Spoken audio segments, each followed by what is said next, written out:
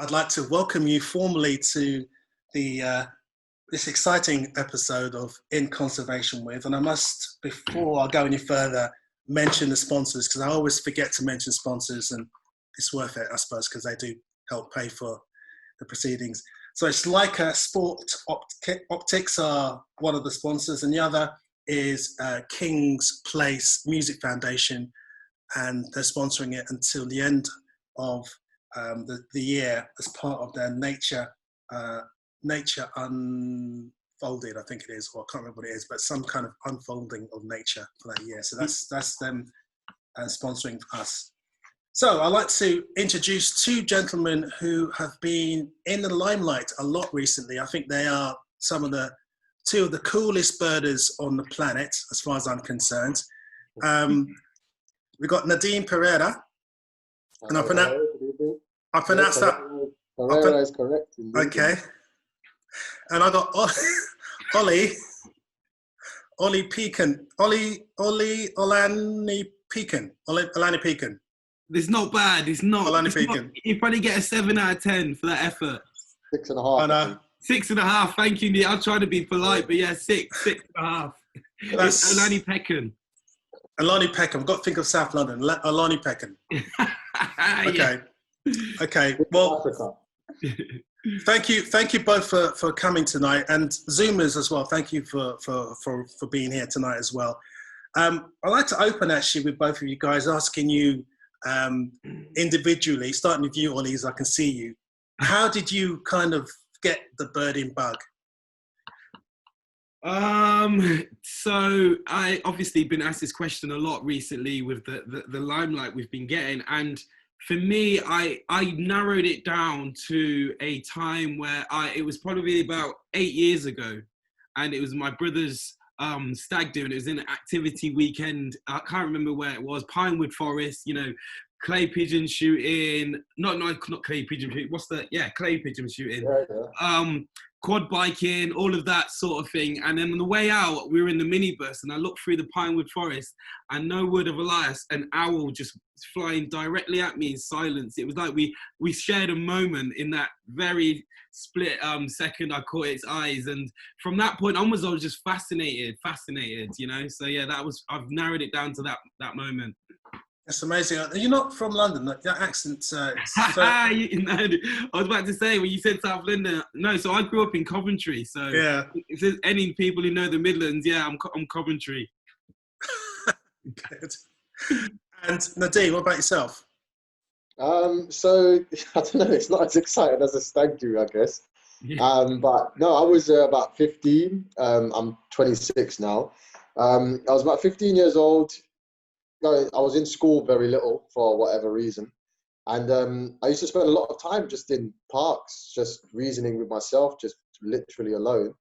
And one day I was doing this and sitting on a bench in a graveyard in Essex somewhere, and I was just taken aback when what I know now to be a green woodpecker just landed in front of me, and I was just like, Jesus, that's actually a woodpecker. What the hell?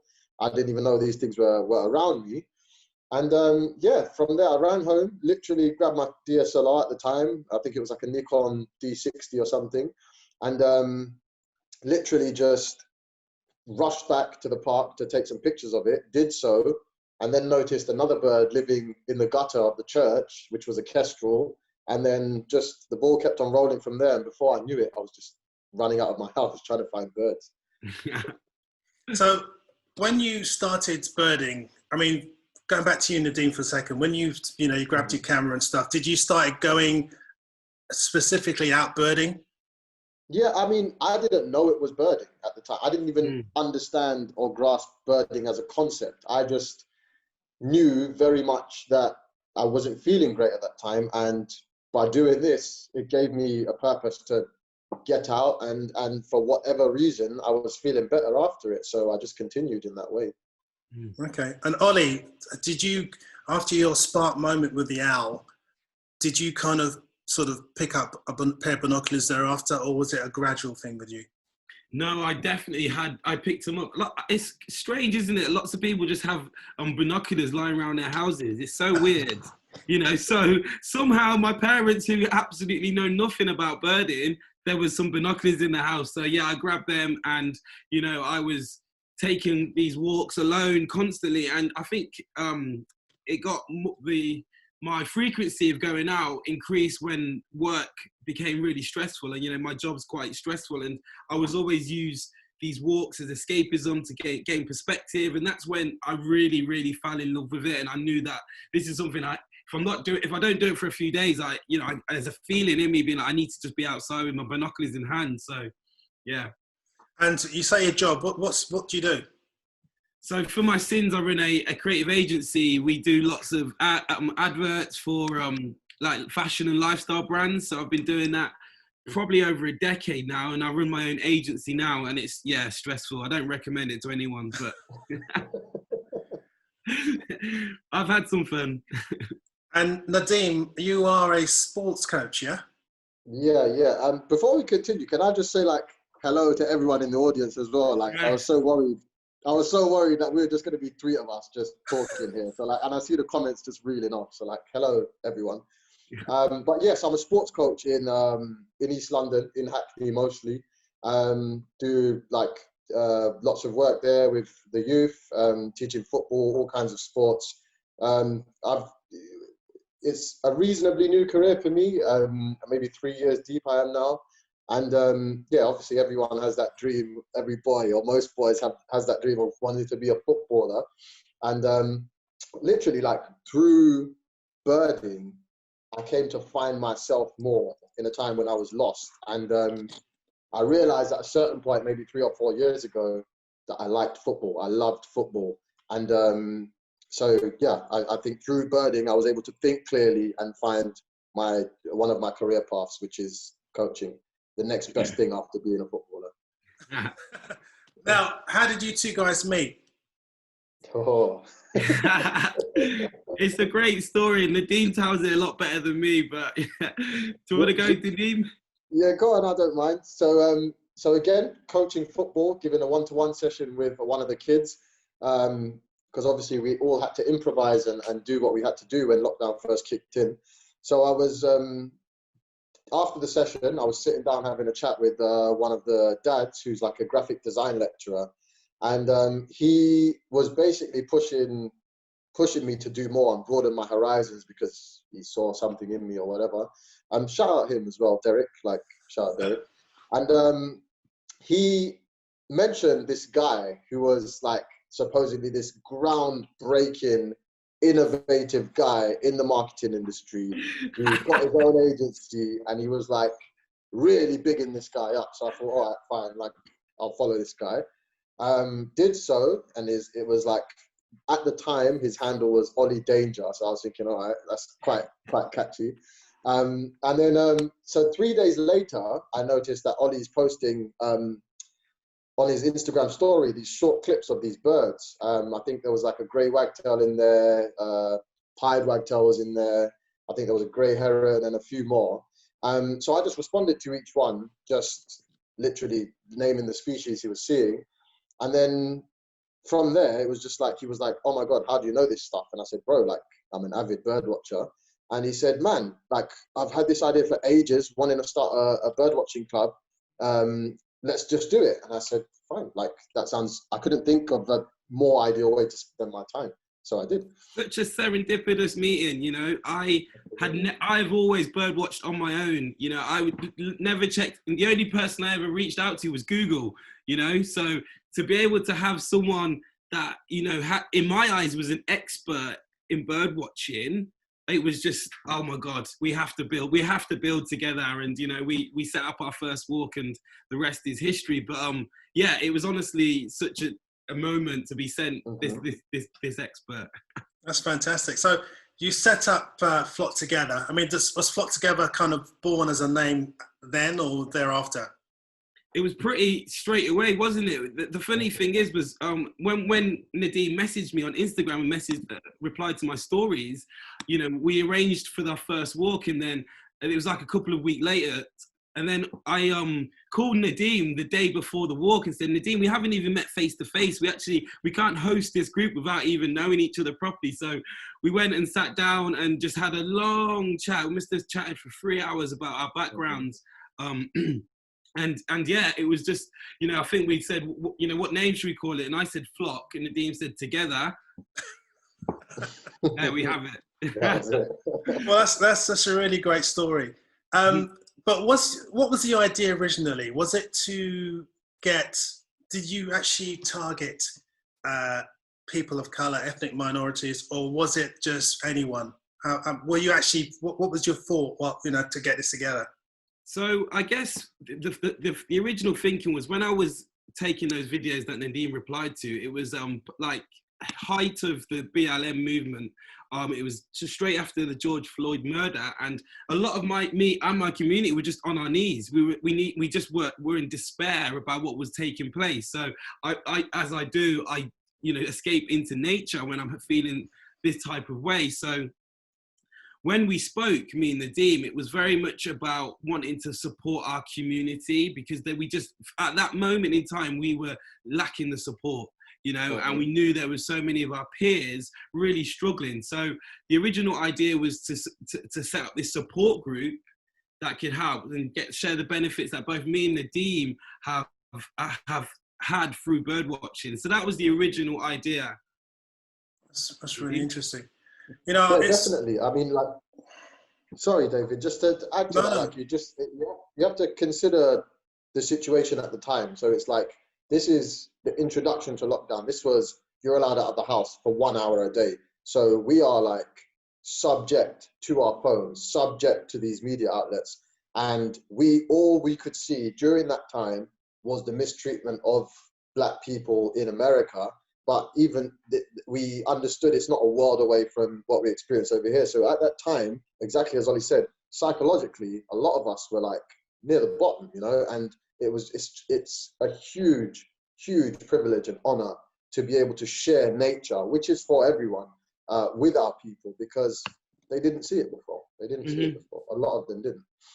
Yeah, it's really fascinating. I mean, I'm sure you've actually experienced the same sort of thing. But I mean, for me, growing up, I had a lot of racial prejudice against me. Name calling, and people throwing bricks and bottles and what have you. Even got attacked once. So for me, nature was an escape. And I want to sort of talk about this a little bit more, because during lockdown, I was actually in Spain. And we had a very draconian lockdown. I wasn't even allowed out for a walk, you know, literally once or twice a week down to the shop around the corner, and that was it. So I was very isolated. And when all this stuff was happening in America, all these tragic incidences happening, I was approached by quite a number of different people, ranging from NGOs asking for advice in terms of reaching out to ethnically diverse people, to white people approaching me, asking me, what do? I don't know what to do next, ranging to media outlets asking for my opinion and information on what I thought. And to be honest with you, I didn't know what to think for the first couple of months. I wasn't sure, because I was seeing the narrative, and the narrative to me was a lot of finger pointing from certain quarters, saying, you're racist, you're racist. And I was thinking, I've always thought that that's not the way to deal with it, because once you start trying to call people out, it already sets up this sort of barrier. You know, people have got their backs up, and it's an us versus them situation. So how did you feel at the time? Did you actually have an opinion on what was happening, based on obviously what was happening in America and what's happened in the UK, and also added into that what's happened to yourselves? Did you have a formed opinion? I'm sorry if I haven't asked the question sort of clearly enough. It's a difficult one to actually summarize in a few words.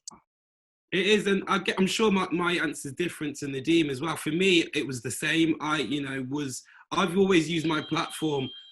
That is the horns outside my window. Sorry, it's not a party, I wish. No, so I had the similar experience. So because of what I do for a job, I'm always approached as, okay, cool, voice of Black advertising. What do you think on the matter? And I've always used my platform over the last decade to talk on the matter, you know, and give my opinion. So when this happened, yeah, my phone wouldn't stop. You know, not only from people asking for comments or advice, but also friends also really struggling. So, you know, it was a real crazy journey. You know, I'm sure most of the people on this call now were seeing all of this information that we were sharing across Instagram, and all of this, you know, a lot of us probably learned more over the last few months than we did during our whole time at school. So it was really a strange period for all of us. But for me personally, you know, I racked my head, okay, what's the answer? You know, should I do this panel talk? Should I answer that consultancy? But it really was about focusing on my community.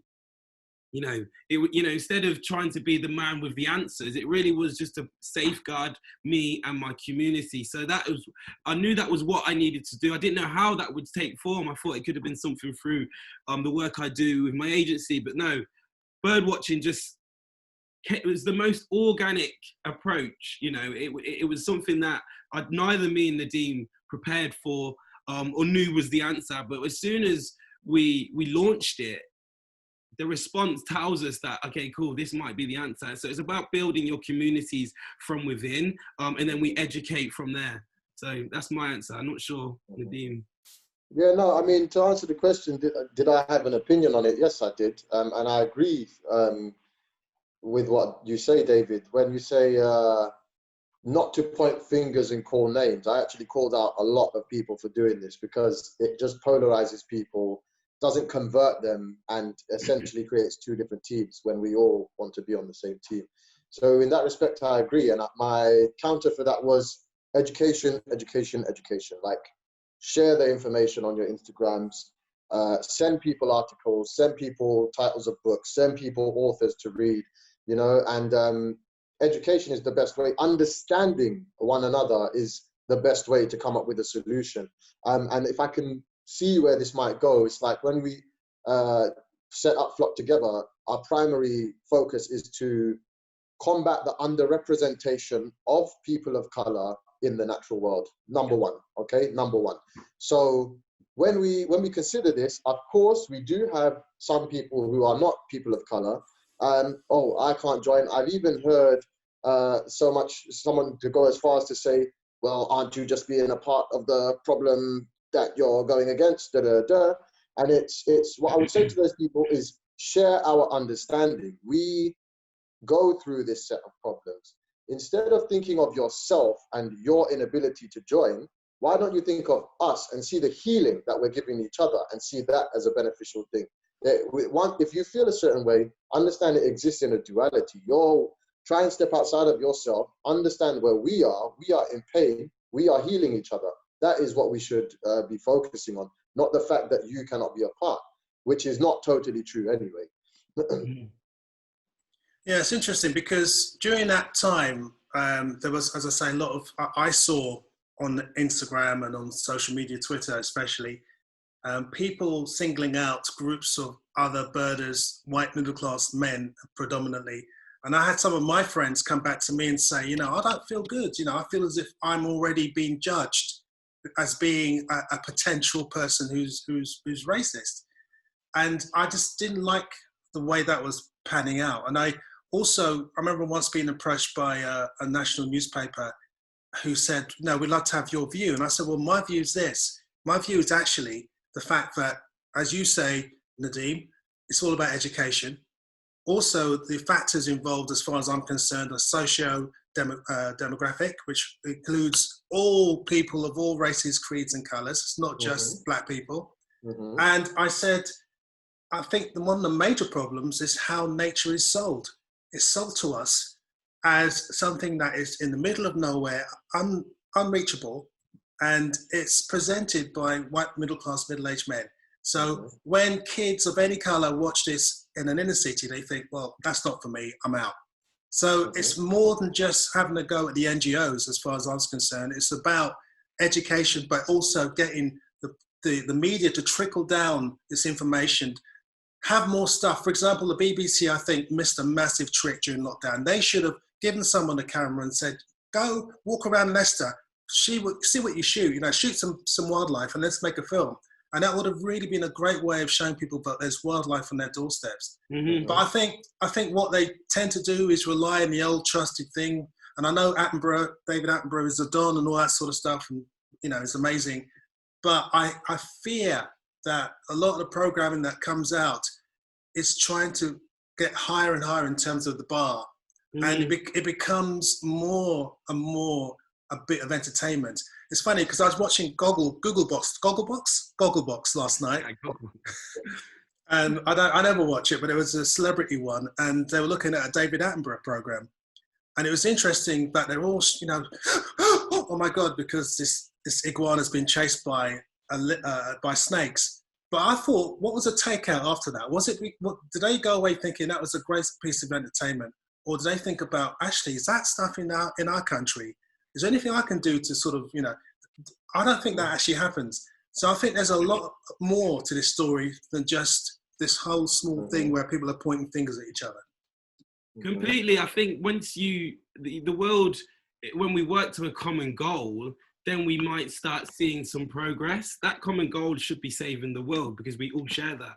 So for us, we are so, strict with ourselves that any activity we do, any partnership we do with any of these channels or brands, it's really about innovating in this space. It's really about opening up the conversation to a demographic that was largely left out of the conversation. So that's what me and Nadeem are excited about, is how can we bring innovation into this space? And that might not even be from me and Nadeem, but if we can start bringing all of these people together and we start collaborating and discussing what's, what the issues are, then we might get somewhere. The RSPB, we've been talking to them for a few months now, and they are so open to also innovating. They know that their space needs that. So I think you're right in regards to it's a lot wider than pointing fingers and education, but I do believe that it's the common goal thing that we should all be, focusing on.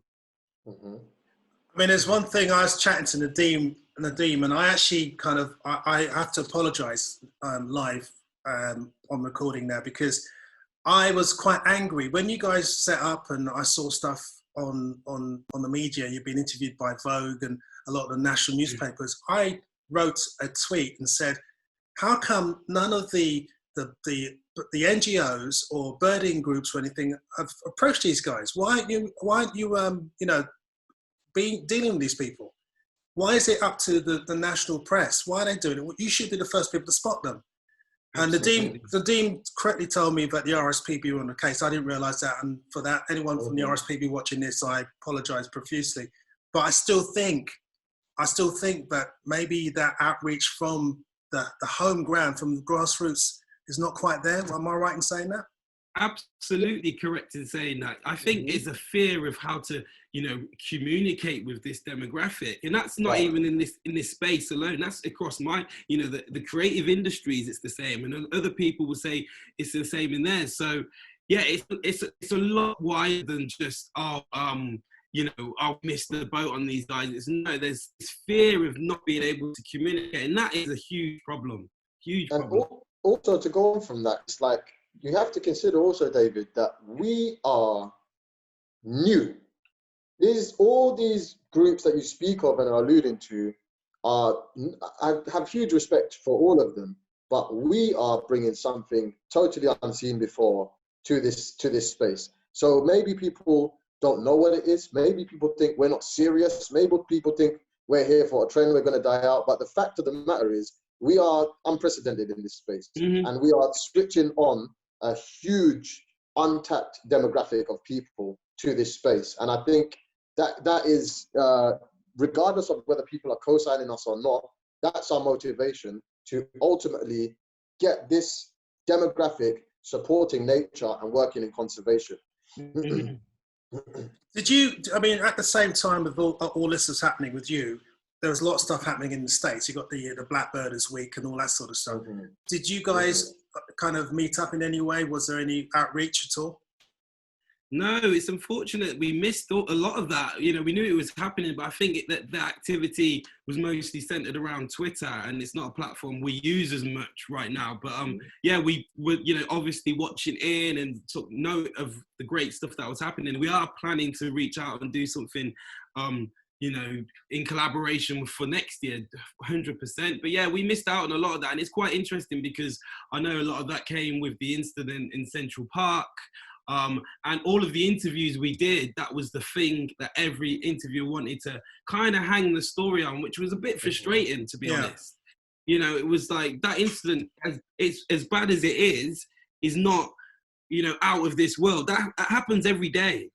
Yeah, every day. That's not, you know, that's the norm. So, sorry, Nadeem. No, I'm just preach. That's what I'm saying. But yeah, it was just really frustrating to hear that. Okay, cool. Let's talk about, you know, was Flock Together a reaction to what the incident in Central Park? No, it wasn't. And then finally we get to tell our story. But I understand that. Okay, if you're used to speaking to a white audience, any of these titles, then that hook was an easy place to go. So we're not knocking everyone, but it was getting tiresome. Yeah, I understand. I had the same thing. But what was interesting from my point of view was that I felt that people were trying to say that this black birder, Christian Cooper, who was out birding in Central Park, was racially abused, which he was, but not by a birder, by a person walking their dog. And I think people kind of twisted it and made it sound as if, right, that's it. Birders are getting racist on people trying to get involved who aren't actually like them. Which brings me on to another question, actually, which before I sort of open it up to the floor, to the Zoomers out there, and that is, you know, again, there's lots of, I noticed over the years, but particularly this summer, some people talking about barriers, ethnically diverse people, for want of a better phrase, because I hate that phrase, BAME, can't stand it. I refuse to be. I don't know what that stands for. Yeah, I don't know what that stands for. Black and minority ethnic. Yeah, I refuse to acknowledge it or to be answer to it. But anyway, people are saying that people of ethnic diversity people are not actually allowed into nature because of racism. They face racism. And I thought about that long and hard, and I thought to myself, you know, that was one of my biggest problems, because I've always had, I think only once in my whole life have I had any kind of racism as far as I was aware from a birder.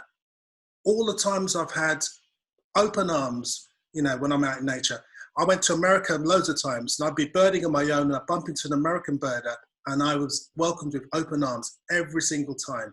So I never sort of associated the two things as far as I was concerned. Then I was reading about people talking about microaggressions, i.e. walking into a bird hide and feeling as if they're being sort of looked at. And I thought to myself, maybe that's true. I'm not saying it's not. But if I walked in with that person, would I have the same experience? Would I be walking into this bird hide and be looked at and feel that way? And I think to myself, maybe not, because I'd say, all right, have you seen any pintail? You know, I talk to people, and then for me, it just dissipates straight away. Whereas maybe other people are shy, or, you know, have a feeling, you know, because they feel on their own and they feel a bit more sensitive towards it. So it made me feel, maybe the analogy is if someone dressed in drag walked into a bird hide, obviously they'd be looked at. But once they started speaking, people forget, because we all talk the same language. Can I say two things there, please, David? Of course. So first of all, the fact that you feel compelled to make that first step and disarm yourself is a problem, number one. That's number one. Of course, you're being polite, but I'm guessing from what you're saying is the reason you're doing that is to normalize yourself in there, which you shouldn't have to do. That onus is not on you, first of all, yeah? Secondly, it's more than just the birding, because I would think, from what I've seen as well, I agree with you. When I'm out in the natural world, out in the countryside, the more rural parts of England, and I'm birding, I'm treated very well. People see me on the trails. They're like, hi, how you doing? What have you seen? They see the binoculars. They ask me what I've seen. It's fine. It's more than that, though. It's when you go to the pub after you've done your hike. It's when you're trying to walk around the town, or you're going to the train station. That's where you see all of it, you know? Not because people in the natural world understand nature, understand the importance of it, understand the joys of it. So they're quite happy to have you there. When you go into the pub, I've been recently with one of my friends, who I hope is on now, been refused, outright refused. We drove around for like to 3-4 different pubs, which in the countryside are not close together, by the way. So we're going around like 10-minute drive between each one, being refused, just straight up, no, we haven't got space. Oh, we're fully booked. 6 o'clock in the evening, the kitchen is closed. 6 o'clock in the evening, we're being told the kitchen is closed on a Sunday. You know, it's like that kind of stuff is where it comes into it, and it can be quite daunting to go into those spaces, not necessarily the birding itself. What do you think, Ollie? Yeah, it's Nadeem's always on point with that answer, you know, and I listen to him a lot. My experience is exactly the same. I think because I'm a slightly older than Nadeem, I go into these places and it's a protest for me. I will, you know, bowl in to all of these pubs that are, you know, in Norfolk Broads. I went Norfolk Broads recently, and the stares I was getting everywhere, and that's just boosts me. I'm just, you know, I walk out with my chest pumped, you know, and that will never stop me. So, but yeah, it's evident, and having to, you know, his point about, you know, normalize yourself in these spaces, it's true. And Nadeem, you know, is so, you know, you're correct in demanding that, you know, and not letting that slide. Yeah, it's interesting because when I, for example, go to Eastern Europe, Southeastern Europe, when I'm leading tours, I'm walking through towns with my binoculars on, and people are like, and I say, like, well, I'm in Serbia. If someone looks at me, I say, Dobar dan, and they, and then they say, and it's the same in Spain as well. Actually, Spain, like good day. Spain actually is quite, in many ways, I was quite disappointed. It's actually quite racist. So I remember, I mean, well, I'm disappointed more than surprising. I hang out in Extremadura, which is probably one of the best places in Western Europe for birding. And I remember once going birding, and I went to a cafe. I walked into the cafe, and it's all the locals, and there was this old boy standing by the bar, and he kind of looked at me, and I looked at him. So I just said, hola. And then he started talking to me in Spanish, and I got a rudimentary kind of Spanish. So we were chatting, and then his mate comes, and his mate in Spanish says to him, oh, who's the black guy? And then the first guy was a bit embarrassed. He said, oh, he's from England. And then the second guy said, what, black English, like that? And then I turned around in Spanish, fluent Spanish for the first time in my life, and said, and you're white Spanish, what of it? And he went red and walked out. So it's quite interesting. David, it's a really big topic, to be honest. And again, if you ask any, you know, person of color, when they're asked by their potentially white friends and talk about my experience, it was like, okay, cool, we're going to go to Croatia. We're thinking about going to Croatia this year, or you know what? I've heard Greece is popping. So any black person, the first thing they do is Google, is Greece? Are they racist in Croatia? Are they racist in Greece? And this is what we have to do. That's what it is when you travel as a black person. That's standard. No one will tell you it's any different. So one of the main aims for Flock Together is that we create these chapters in all the cities around the world. So when you're asked by your friends, hey, should we go to Bucharest? Flock Together, Bucharest. You just go to the Flock chapter in Bucharest, and you have an immediate support system, an immediate safety net. And this is a big, big, big dream, ambition for Flock Together. And anyone, you know, our memberships now, well over 200 people coming to the walks. They're all we've spoke about this a lot, and it's one of the biggest issues, traveling while black. So if birding can help solve that issue, then, or in part, yo. Yeah, shout out the Toronto chapter that launched exactly a couple of months ago.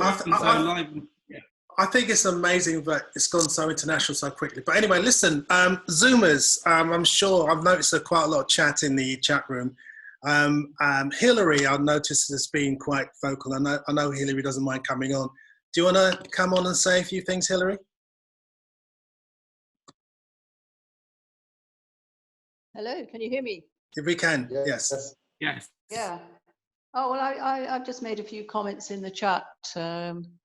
I've been birding with people from all backgrounds for a long time, so it's actually quite hard to visualize why people have a problem with birders from other backgrounds. But unfortunately, I'm well aware of the problem in wider society, and so it's very good to hear David talk about having the confidence to speak up and just express to everybody that he knows he's birding. Mm-hmm. So that's the starting point, isn't it? Mm-hmm. The fact that David is African origin, or no, African background, becomes the secondary issue at that point. And I have the same thing being a female birder. I can walk into a hide and get some sniffy looks from some of the male birders, what do you know?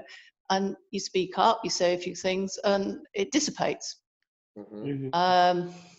I spend a lot of time mentoring birders in Rwanda, and of course there everybody's black and I'm the white person, so I'm the minority. So the boot is on the other foot in many ways, and there's lots of sort of cultural sort of baggage that goes with that as well. So I kind of know how to behave in that. But the immense confidence and the absolute confidence and determination of people there is amazing. I mean, these issues that you're talking about just don't enter into it.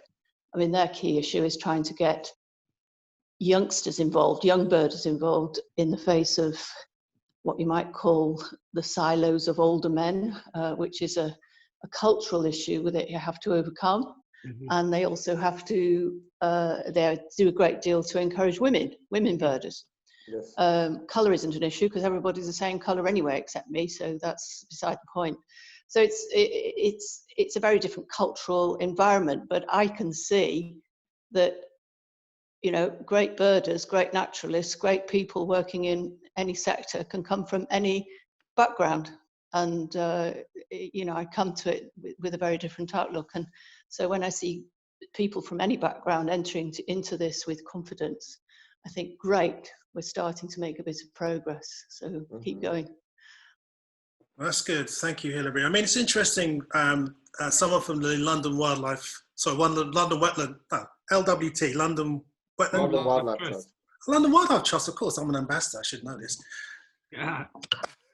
Anyway, London Wildlife Trust staff, I don't know who it is, but whoever's talking now, saying that being confident isn't a trait everyone has. And that's so true. Mm-hmm. Because it's all right for the likes of us who can walk in and hold our heads high and not worry about it. But there's lots of people of all different colours, creeds and races who aren't very confident.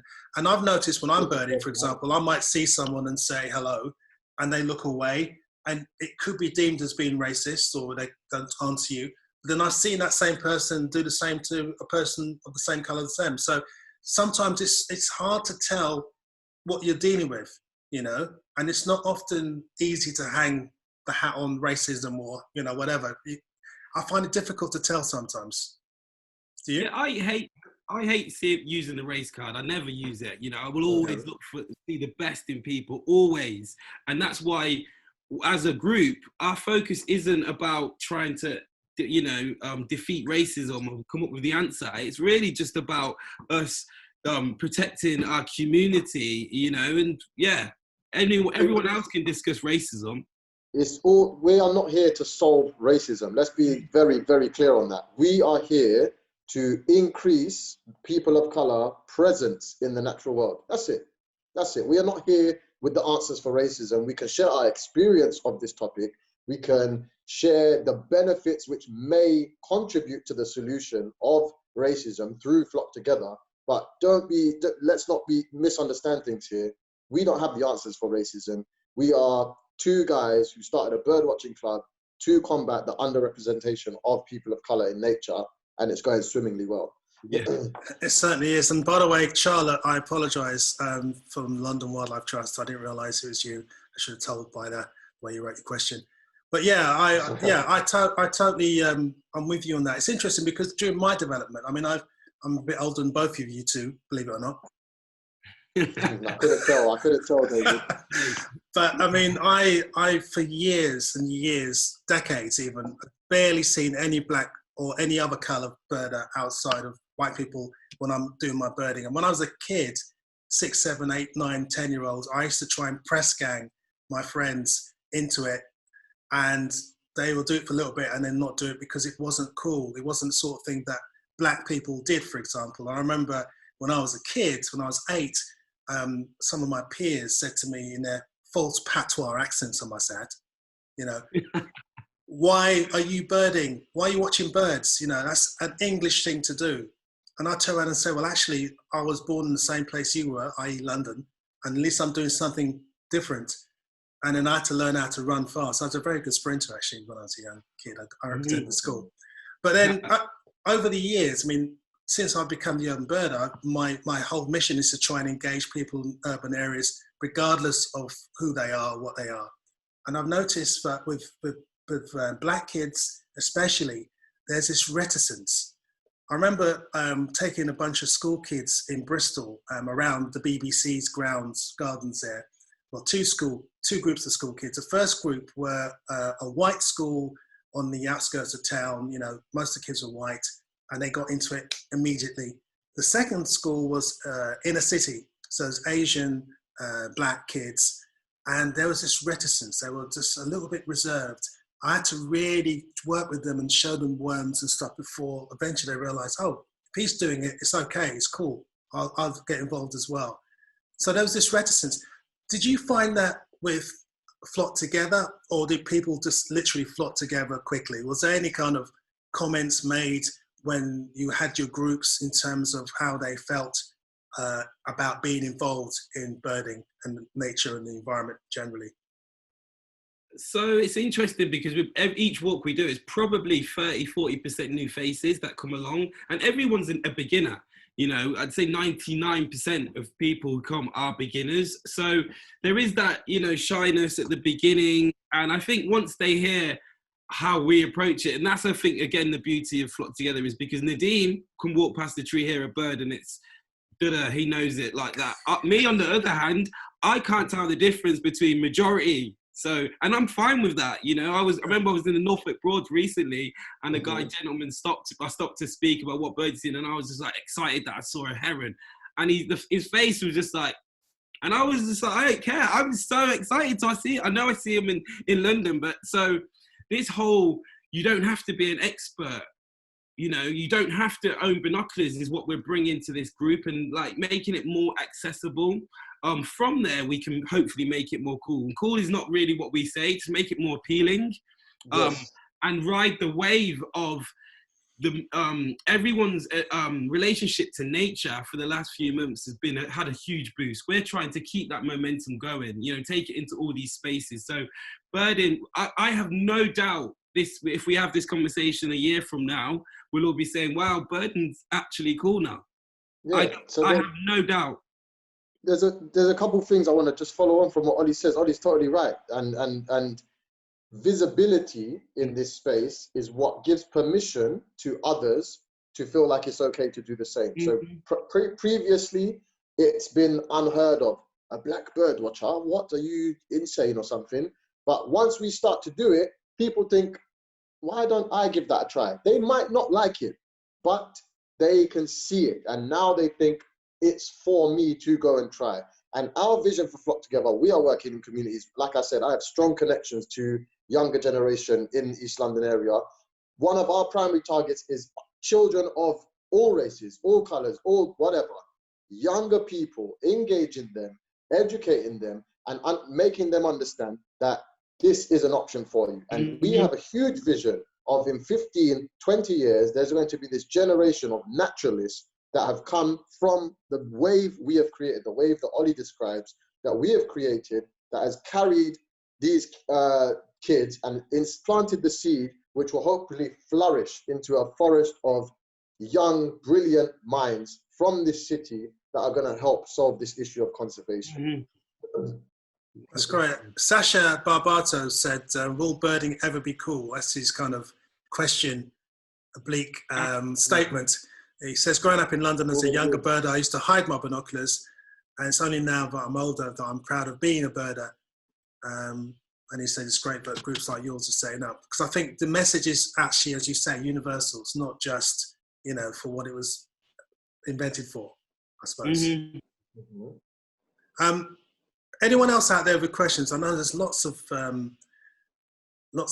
stuff on the chat, but I just wondered if anyone would like to actually come on and have a quick chat with the guys. Birding is already cool, by the way. Yeah, it already is. Definitely. Oh, totally, yeah. Anyone? You got Liz? There was some interesting comments I saw. Where were they? So Liz, so here's one. Sorry, Susie said about when I was young, it was definitely nerdy, but I think that is something that is more widely appreciated and accepted now. Exactly. The being the nerd, you know, it's not, we don't run away from the nerds like you see in the films. You know, gaming, let's use gaming as an example. Gaming, people who, you know, stayed at home with headphones on were seen as that's nerdy, that's geeky. Now that sport, that activity draws more crowds than the Super Bowl. You know, their whole generation of kids are now saying they don't want to be professional footballers, they want to be professional gamers. So, you know, these nerdy activities, now is the time to really change the narrative of them. And birding for us is always, like Nadeem says, was always cool. So it's going to be an easy win on that. Yeah, and also there's lots of benefits, as you've pointed out during the course of this evening, you know, not only the benefit of being out in nature and fresh air and all that sort of stuff, but also the mental health side of it as well. The fact that, you know, Nadeem sort of, I suppose, intimated it, but certainly when you've been talking, you know, the lockdown period, people felt out of sorts, felt, you know, ostracized, felt as if they needed to be together in some way. And it's just a really good way of actually getting people to get together, which is good. Definitely. Yeah. It is, and perhaps this might be the last thing I might have to squeeze in here is, like, I always say this about nature, and Ollie's heard it probably too many times, but when we live in this modern society, getting up, going to work, grinding, grafting, come home, next day, do the same thing, it can be quite a downward pressure on top of somebody, especially if you're constantly being estimated and valued on your ability to produce an output, right? And that gets worse when you acknowledge that you are putting in the same amount of work as somebody else and you're still unable to produce the same level of output. That can be hugely detrimental to the mental health. So what happens when we spend more time in nature and begin to identify more closely with the natural world as opposed to this constructed world is we gain great perspective in way of understanding that nature, to be in nature, demands nothing of you except to be yourself.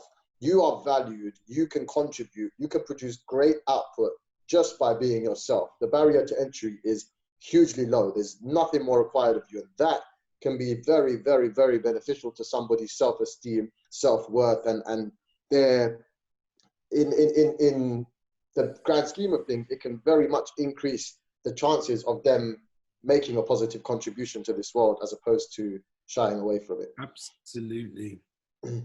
Good. Shailesh Patel is asking, how can anyone join Flock Together? So we're still trying to figure out the best process of getting people to join. At the moment, we were originally doing it via Instagram. So anyone who found the page would say, please send a direct message. We will then, you know, get your details and add you to the WhatsApp group. The WhatsApp groups are kind of a safe space to kind of vet people, make sure, you know, we can share the code of conduct with everyone in regards to how we expect to behave when we're on these walks. So, but then the WhatsApp group got hit capacity. So now we're trying to move to mailing list. It's a headache, David. We're not there yet. But yeah, if you would like to join, please send a message to the Flock Together Instagram page and we'll give you the details via there. Yeah, at flocktogether.world on Instagram, at flocktogether.world. Send a DM, someone will see it. Someone will see it. Good. It in. Now, going to talk about birds now, back to birds generally. Is there any sort of species in the UK that you're really keen to see? My answer is obviously very basic, so let Nadeem go, I'll follow. Well, there are a few, to be honest. Like I would like to see osprey, of course. Where was I with a friend? We were in, I think it was RSPB on, I think, if I remember correctly, and there was like an osprey sighting there, which we just missed. Osprey definitely high up on the list. White-tailed eagle high up on the list. Crossbill high up on the list. A red squirrel away from birding is something I would really like to see, which I haven't seen. Owls of any kind. I've only seen a little owl so far, even though there are loads of tawnies and barn owls near here. What else would I like to actually see? Not much. I think I've seen most of the species in the UK that I would like to see, I've seen. I think it's just more the Scottish region I haven't touched yet. Yeah, okay. What about you, Ollie? Mine's basic. I'm still fascinated by owls, still fascinated. So being able to see as many species as I can is definitely my number one. You know, the kingfisher, you know, there's sightings around where I live in East London, so I want to catch my glimpse. But yeah, and then the eagle, like Nadeem. So yeah, they're probably the top three at the moment, but they change all the time. You know, I'm quite fortunate that I can, try and get a sighting. Yeah, you need to come with me to Serbia in December, and I can show you upwards of 500 long-eared owls at least. Wow. Okay, cool. We're holding you to that. We've got a whole room of like witnesses. We're going to Serbia with David. Charlotte from the London Wildlife Trust said, "What are you going to do when you get 100 plus people on the walk? How are you going to manage? How are you going to manage your growth?" So you say that like it's going to be far away. Actually, this Sunday we've hit over 100 RSVPs. So that is keeping myself and Nadeem up at night. We luckily, when we started hitting numbers of around 60, we decided to bring on more leaders. And when we say leaders, it's people that probably have a little bit of a better knowledge of birding than the general group. So now we've got 5 leaders. So we've always split the group into smaller groups, especially with the restrictions that came in. So there'll be a lot smaller groups. But yeah, Sunday's going to be really interesting. Yeah, I'm nervous. So where are you going to be doing your walk? So we're going to Raynham Marshes on Sunday. Nadeem went and scoped it last week and saw a whole host.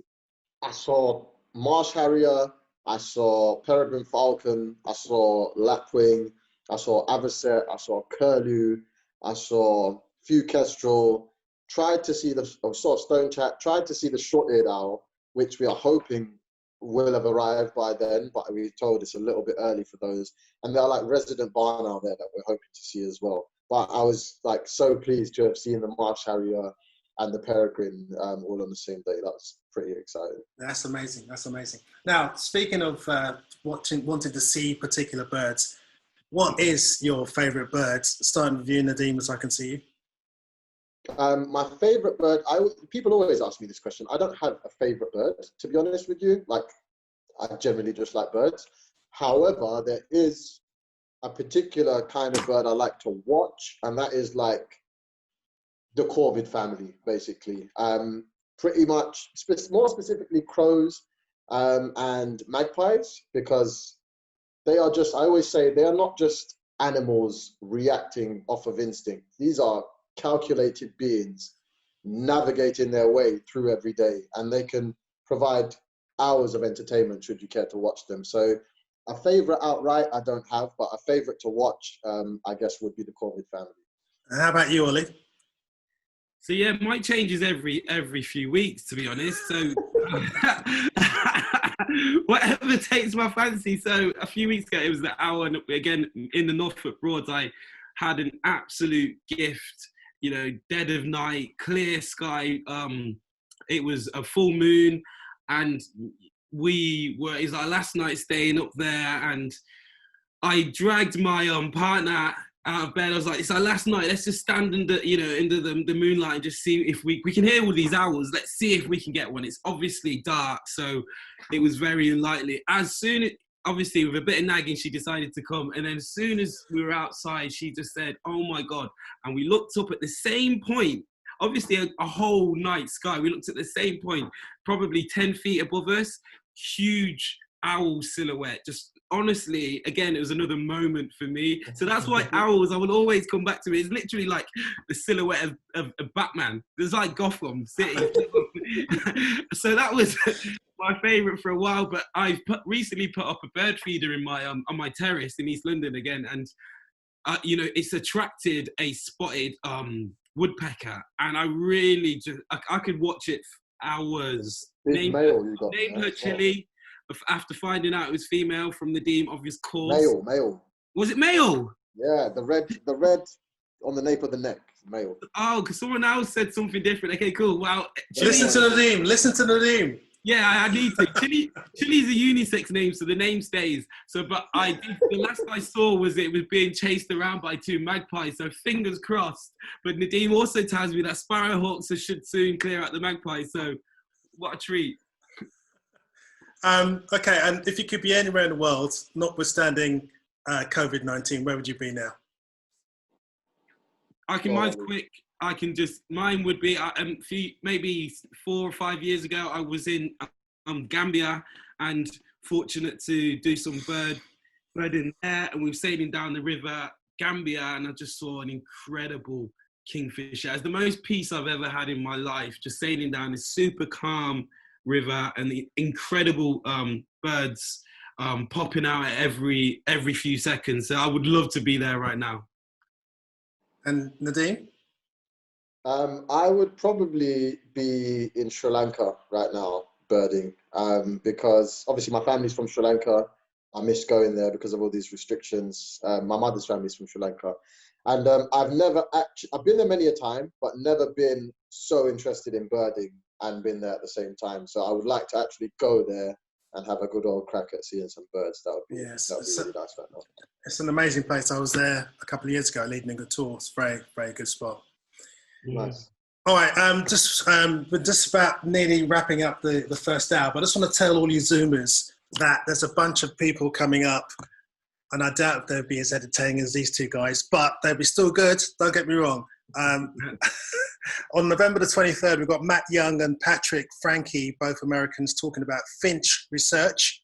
And then we've got this guy called Lawrence B on the 24th of November, and he's talking about spiders. He's actually a big major spider expert and just brought out a book on spiders. Rick Simpson, who is the co-founder of Wader Quest, he's going to be here on November the 26th even, talking about protecting the world's waders. Heather Wolf is a birder from New York. She'll be here on the 30th of November talking about Brooklyn Bridge Park, which is an amazing urban birding spot. And there's a bunch more people, so you can check the listings on my site for more interesting conversations coming up over the next weeks and months.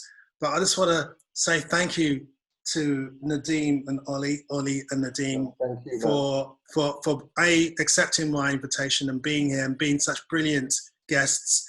And also, I wish you both, I loved the idea when I saw it, and I wish you both every success. You've got such a great ethos, and you are 2 really decent guys. And I want to go birding with you, by the way, you 2. We do. Oh, yeah. So I'd like to thank you both very much for coming tonight. It's been an absolute Thank you pleasure. very much for having us, man. Absolute pleasure. Absolutely. Thank you. Super inspired from all the work you've done. So it was an honor to be on your podcast, your live. And thank you for all the amazing comments from everyone in the chat. You guys. Yeah, thank you.